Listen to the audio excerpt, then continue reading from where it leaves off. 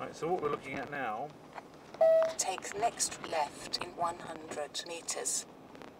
...is part of Poland, as you can see smakusz there, which means, well, somebody who likes his food really. Someone who likes tasty food. So therefore not too strange to understand that that's a cafe. Yeah, we've got cars coming around the corner the whole time, not really thingamajiggy. This is Cieszyn, C-I-E-S-Z-Y-N, and we're about to leave Poland because this is one of the in 540 meters. One of the few towns, as you see, we're bang in the middle of Cieszyn. It's an old town. It's got nice, you know, cobbly streets here. This is the centre, old centre, and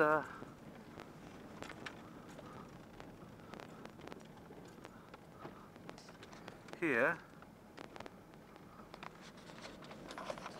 a little bit careful, wait a minute because we're out on the border, but we're just going across the Olja River, there and there, and we're actually driven into the Czech Republic, so that's one of the few towns. Zgorzelec is another one. To turn right in 300 meters. Okay, Zgorzelec is another one. Schweinemunde or Świnoujście is another. Frankfurt am Oder. These ones with Ślubice. These are other ones. Now we in Cieszyn. This is Cieszki Cieszyn. I just had to, because there was a police car there, I put it down. But basically, Take yeah, second right nightclub in and 100 an open meters, then bear open left. thingamajigs. Yeah, erotic city, nightclubs all over the place. So definitely a lot more of that kind of stuff in the Czech Republic openly than in the other place in Poland. So there we are. So let's immediately see a difference. Anyway, this doesn't change much. I was last here a long time ago, walking around 60 meters here. bear left, then take next left. But it's all much of a muchness, much the same as it used to be. Hudební nástroje.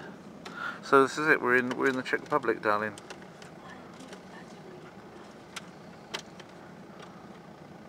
Okay.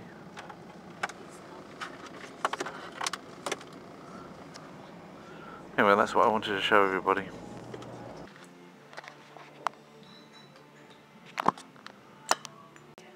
That's the second course.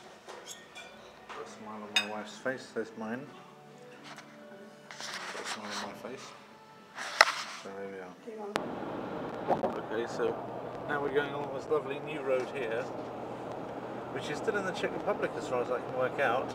I haven't seen a border yet, but it was certainly not here last time kilometers. I came. They had a big diversion because they'd closed the roads that were near here before, obviously remaking them into this, and sent us over all through the villages over there. When I went down to Budapest with my parents that time, 3 years ago, was the last time I came this way. So the first time I'm on this today. It's definitely new, and very nice. It's got Žilina and Čadca in the Slovak Republic. I just don't know which country I'm in. Have I already crossed the border, or have I not crossed it yet?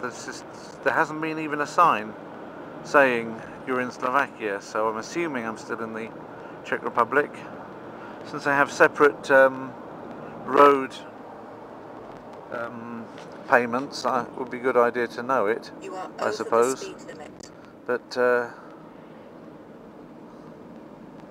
so far I don't know it. The only way of knowing, I suppose, would be to turn the phone on and look and see what the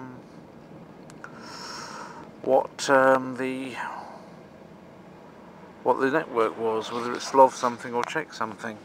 Or the other thing to do is to go to this thing here and try and make that show me. See, it doesn't know the roads here either.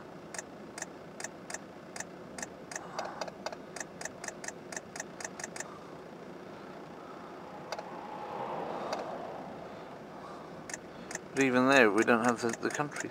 We don't really have the countries marked off.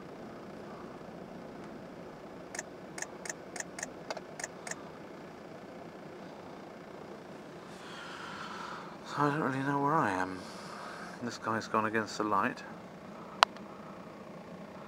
Down the wrong way of a motorway against the red light. It's obviously quite confident. There's my wife, seems to be overly okay. Don't worry, I'm quite entitled to sleep. There's a Slovak in front of us with the Slovak Slovakia? well, I don't know, this is what I'm trying to work out. I don't know if I'm in Slovakia or not. Okay.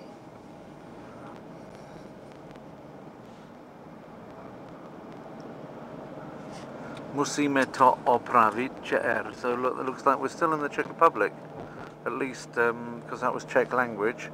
Musíme to opravit You are over the would be speed limit. Czech. Yeah, we have to repair it, and the Czech sign. So that was, and then this díky šťastnou cestu is also definitely Czech. So they're still using Czech language on the things. That combined with not having actually seen a Slovak sign suggests that it might well have been a Czech piece of Czech road there, but surely the border can't be very far away now. Snubní prsteny. Yes, ślubní pierścionki, tak. Wedding rings. They make wedding rings here in this area. There's gold in them there hills.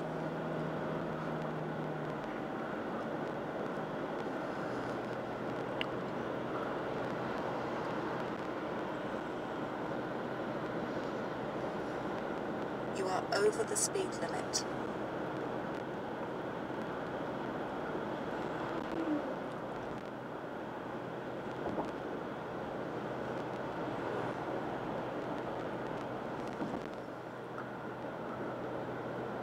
You have to admit that the Napoleon place where we were earlier, you can see it on the left hand side as you drive through from Poland in the direction towards Slovakia. After you've gone from Szczecin, if you cross the border at Szczecin and then go towards Slovakia, you'll see this Napoleon place on the left quite soon after leaving. That's an interesting looking place as well. It's a hotel. Hotel Gruň. Gruň. Not Grün, but Gruň.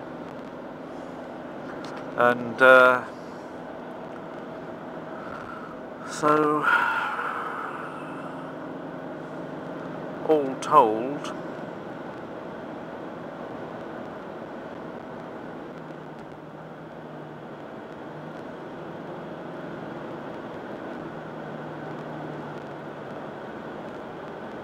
it seems a good place to stop, because we ate there for like well, so two people ate for £10, put it that way, and we had 2 courses and drink, you know, non-alcoholic drinks. There's a lot of sheep there. You don't tend to see that in Poland, but they like them here. So that was a good place to stop. I'll definitely stop there again. I've seen it many times and been tempted to stop but never actually stopped. So this is the first time I've actually used it, although I've been thinking about it over the years whenever I've come through, which has not been all that frequently. As I say, the last time I came through was 3 years ago. Well, a little bit over 3 years ago, or was it even more than 3 years ago? Hard to say.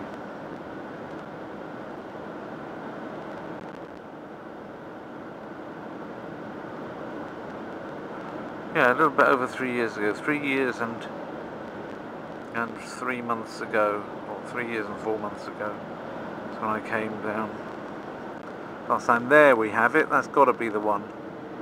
Those look like old border posts to me. So this must be it. This must be your Czechoslovak internal border between the Czech Republic and Slovakia.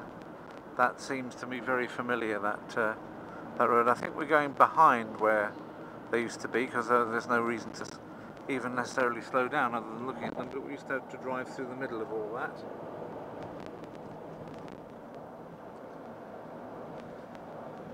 rather than behind it like now. We're driving behind it, but that's basically, and now there's a games place there, but basically, oh, it's asking us to go 50 things instead of, oh, they are going to make you go through the front of it. Maybe I've got it all wrong, or maybe that's just the one side of it. Oh, Slovenská republika. So we're in Slovakia now. Yeah, Svrčinovec. Yeah, this looks familiar. Obviously, you can't go through here for.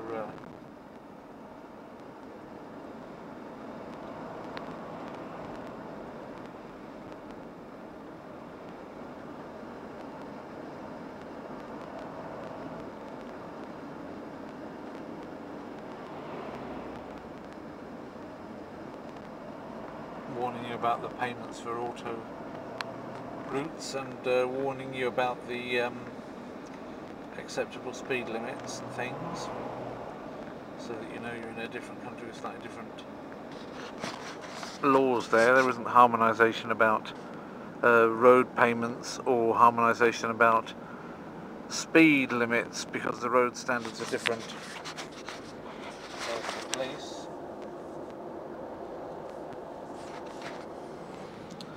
I don't want them necessarily seeing me filming.